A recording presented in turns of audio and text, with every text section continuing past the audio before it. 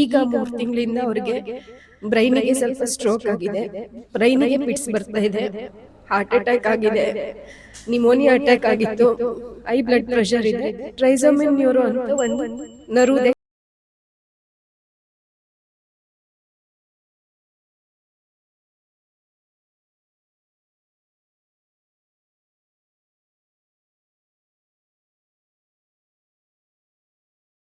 ಮೋಗಮ್ಮ ಅಂದ್ಬಿಟ್ಟು ಬಹಳ ಬೇಜಾರಾಗ್ತಿದೆ ನನಗೆ. ಯಾಕಂತ ಹೇಳಿದ್ರೆ ಮನೆಯಿಂದ ಕಾಣೆಯಾಗಿ ಬರೋಬ್ಬರಿ 1 ವಾರ ಕಳೀತಾ ಇದೆ.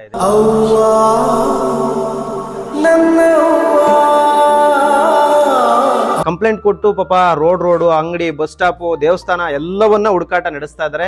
ಯಾವುದೇ ರೀತಿ ಮಾಹಿತಿ ಸಿಗದೆ ಇರೋ ಕಾರಣ ಕೊನೆಯದಾಗಿ ಜನಸ್ನೇಹಿ ಆಶ್ರಮನ ಹುಡುಕೊಂಡು ಬಂದಿದ್ದಾರೆ. ಒಂದು ದಿನ ಮೆಡಿಸಿನ್ ಇಲ್ಲ ಅಂದ್ರೂ ಅವ್ರು ನೆಕ್ಸ್ಟ್ ಡೇ ಏನ್ ಯಾವ ಕಂಡೀಷನ್ ಅಲ್ಲಿ ಇರ್ತಾರೆ ಅನ್ನೋದು ಗೊತ್ತಾಗ್ತಿಲ್ಲ ನನಗೆ. ನಾನು ನನ್ನ ಮನಸ್ಪೂರ್ವಕವಾಗಿ ಯಾವಾಗ್ಲೂ ಒಬ್ಬರಿಗೆ ಒಳ್ಳೇದನ್ನೇ ಬಯಸುತ್ತೆ.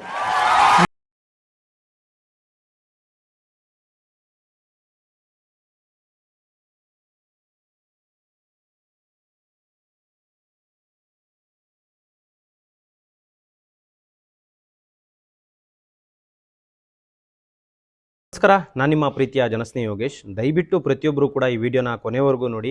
ಇವ್ರ ಹೆಸರು ಬಂದ್ಬಿಟ್ಟು ಮೋಗಮ್ಮ ಅಂದ್ಬಿಟ್ಟು ಭಾಳ ಬೇಜಾರಾಗ್ತಿದೆ ನನಗೆ. ಯಾಕಂತ ಹೇಳಿದ್ರೆ ಮನೆಯಿಂದ ಕಾಣೆಯಾಗಿ ಬರೋಬ್ಬರಿ 1 ವಾರ ಕಳೀತಾ ಇದೆ. ಸೊ ಎಲ್ಲಿದ್ದಾರೆ, ಏನಾಗಿದೆ ಅನ್ನೋ ಯಾವುದೇ ರೀತಿ ಮಾಹಿತಿ ಇಲ್ಲ. ಜೊತೆಗೆ ಅವ್ರಿಗೆ ನೆನಪಿನ ಶಕ್ತಿ ಕೂಡ ಇಲ್ಲ, ಮತ್ತು ಸಾಕಷ್ಟು ಅನಾರೋಗ್ಯದಿಂದ ಬಳಲ್ತಾ ಇರೋದ್ರಿಂದ ಸರಿಯಾಗಿ ಊಟ ನಿದ್ದೆ ಇಲ್ಲದೆ ಏನು ಬೇಕಾದ್ರೂ ಆಗಿರೋ ಚಾನ್ಸಸ್ ಇರುತ್ತೆ. ಸೊ ದಯವಿಟ್ಟು ಪ್ರತಿಯೊಬ್ಬರು ಕೂಡ ಈ ವಿಡಿಯೋನ ಅತಿ ಹೆಚ್ಚು ಶೇರ್ ಮಾಡಿಕೊಟ್ರೆ ತುಂಬಾ ಸಹಾಯ ಆಗುತ್ತೆ. ಯಾಕಂತ ಹೇಳಿದ್ರೆ ಕಂಪ್ಲೇಂಟ್ ಕೊಟ್ಟು ಪಾಪ ರೋಡು ಅಂಗಡಿ ಬಸ್ ಸ್ಟಾಪು ದೇವಸ್ಥಾನ ಎಲ್ಲವನ್ನ ಹುಡುಕಾಟ ನಡೆಸ್ತಾ ಇದ್ದಾರೆ. ಯಾವುದೇ ರೀತಿ ಮಾಹಿತಿ ಸಿಗದೆ ಇರೋ ಕಾರಣ ಕೊನೆಯದಾಗಿ ಜನಸ್ನೇಹಿ ಆಶ್ರಮನ ಹುಡುಕೊಂಡು ಬಂದಿದ್ದಾರೆ.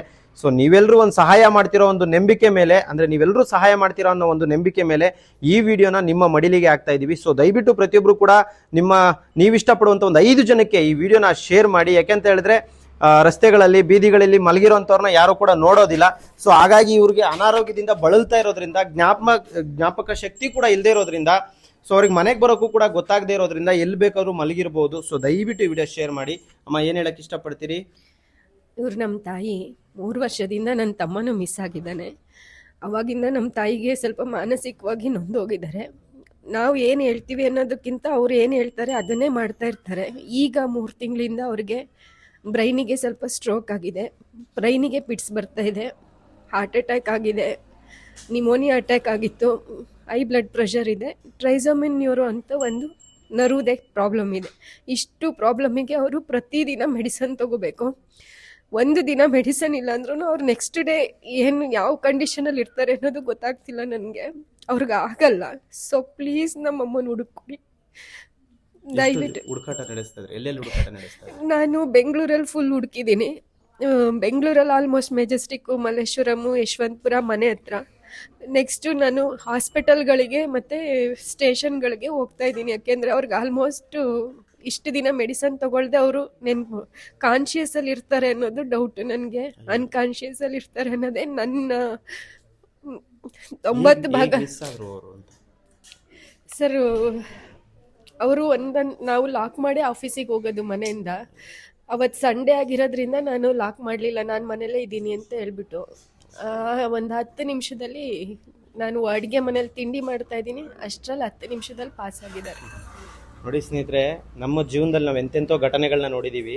ತಂದೆ ತಾಯಿ ಚೆನ್ನಾಗಿದ್ದು ಕೈಕಾಲು ಗಟ್ಟಿಗಿದ್ದು ಆರಾಮಾಗಿ ಓಡಾಡ್ತಾರೆ ಅಂದವ್ರನ್ನೇ ಬೀದಿಗೆ ಬಿಡುವಂಥ ಕಾಲದಲ್ಲಿ ಸೊ ತುಂಬ ಅನಾರೋಗ್ಯದಿಂದ ಬಳಲ್ತಾ ಇರ್ತಕ್ಕಂಥ ತಾಯಿನ ಪೋಷಣೆ ಮಾಡ್ತಿದ್ದಾರೆ ಅವರು.